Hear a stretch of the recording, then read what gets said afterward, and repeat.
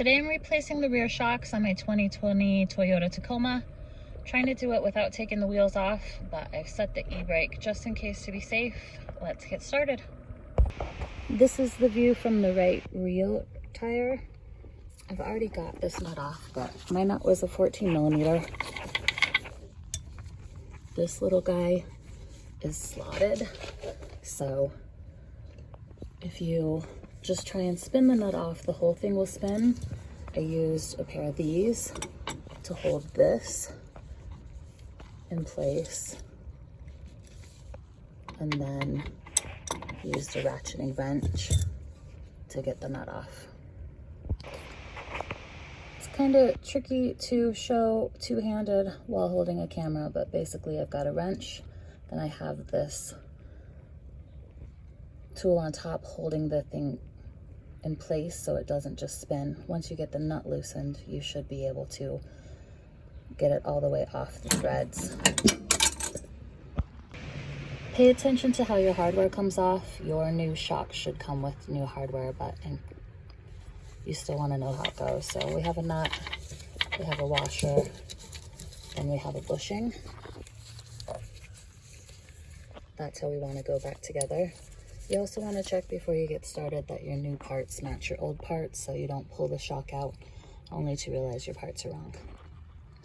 Now we're going to go down to the bottom nut and bolt.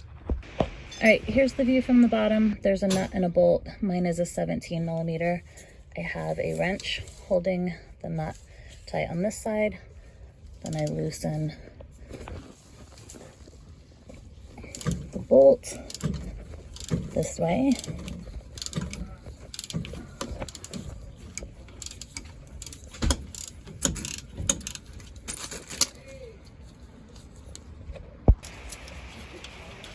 This side, there is a nut and a washer. You also want to pay attention to how these go in. The bolt comes in from the wheel side so that the nut is towards the differential. This guy might need a little tap to get out. Being careful of the threads. You might have new hardware. You might be reusing this bolt, so you don't want to mess up the threads. Once we have the bolt out of the way, you can just drop the shock down.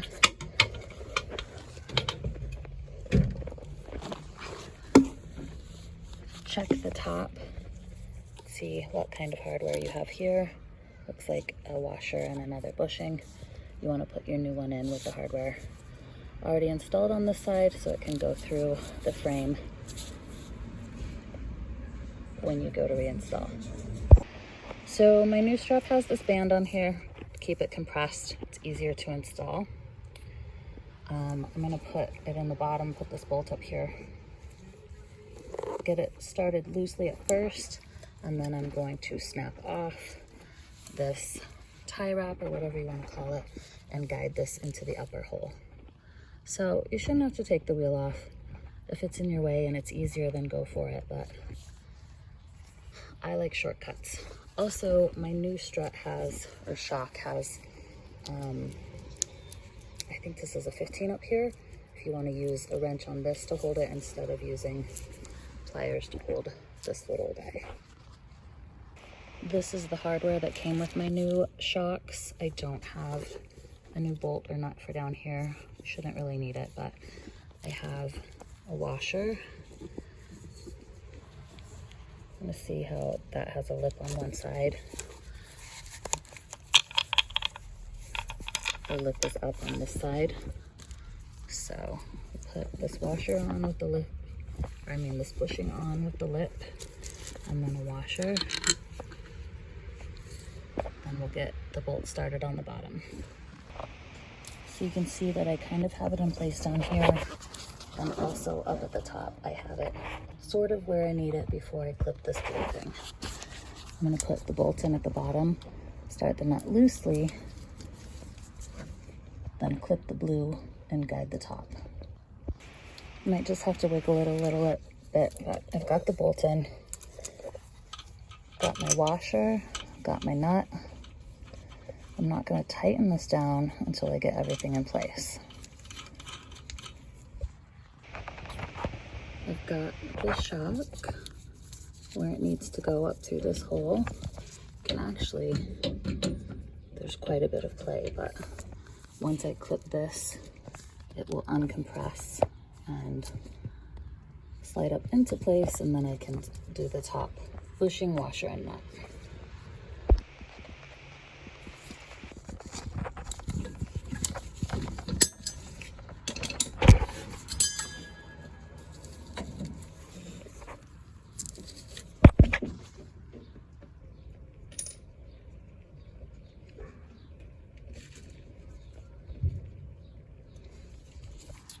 The little shoulder on this bushing went down.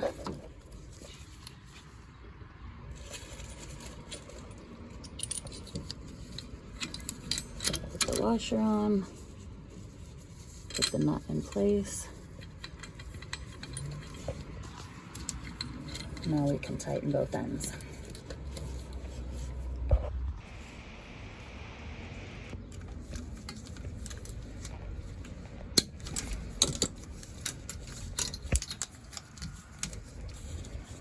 Make sure this guy doesn't get stuck in there. There we go. Tighten this lower one down. I just have a ratchet. If you see the head of the bolt start to spin, then you can put a wrench on this end to counter hold. You want to make sure you get this snug. Up on the top, my new nut is a 15 millimeter. I have a ratcheting wrench. I'm gonna get it as snug as I can, and it isn't actually spinning, so maybe I won't have to counter hold it.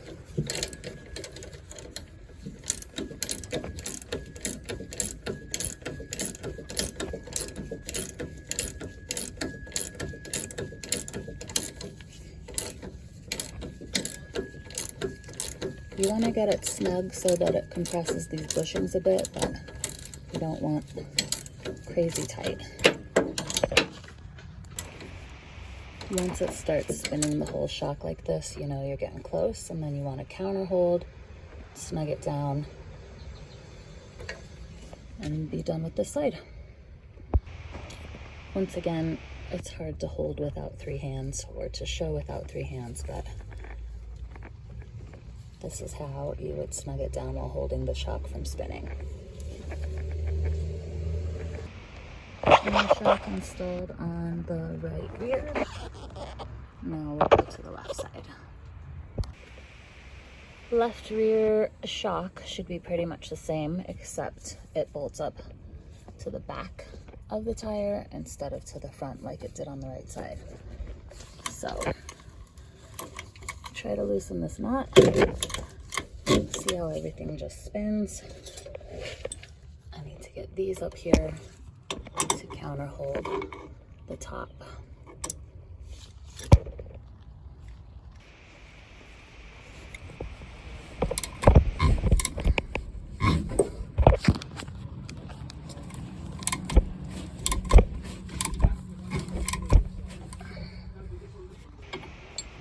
This side, I've got the nut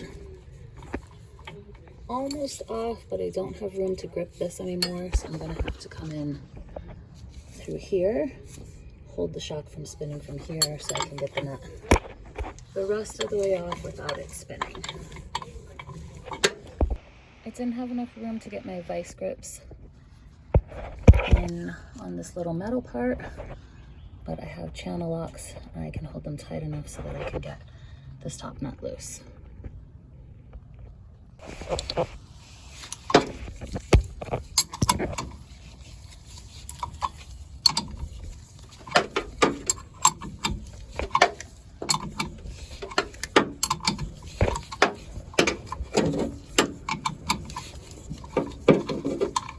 All right, it's off. Like the other side, pay attention to how your hardware comes apart. I have a bushing and a washer. Now we'll go down and loosen the bottom.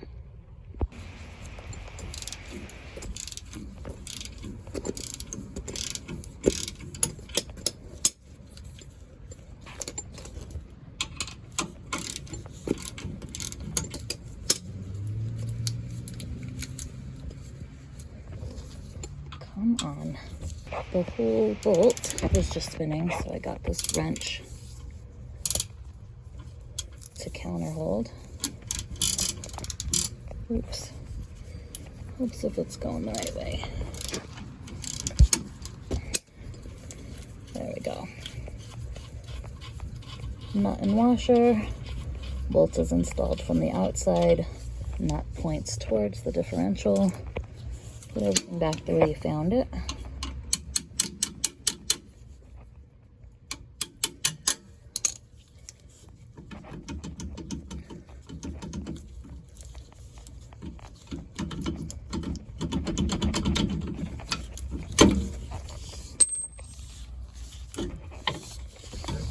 Pull this guy out. Make sure your new shock has the bushing washings installed. Just like on the other side, I have a bushing and a washer with the shoulder facing up, bushing and washer. Set it into place. This side was a little less cooperative. As you can see, I have a jack. I couldn't get the shock into place without jacking up under the frame a couple inches, so that now this will slide in where it needs to be. Still don't need to take the wheel off or even take the vehicle off the ground. I just needed to lift the frame a bit so that this dimension was small enough or big enough to sneak the new shock in.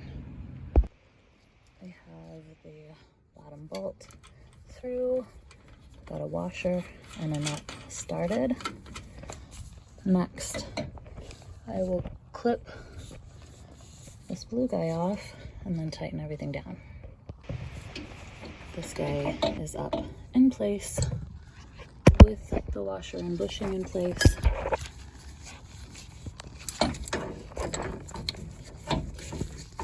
Clip this retainer. Ooh, weak today. There we go. This guy sneaks up into place. Clip it off at the bottom.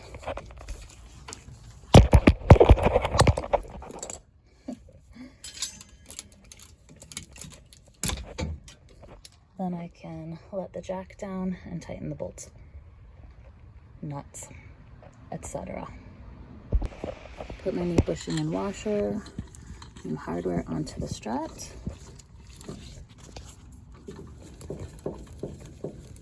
Get this as tight as I can by hand.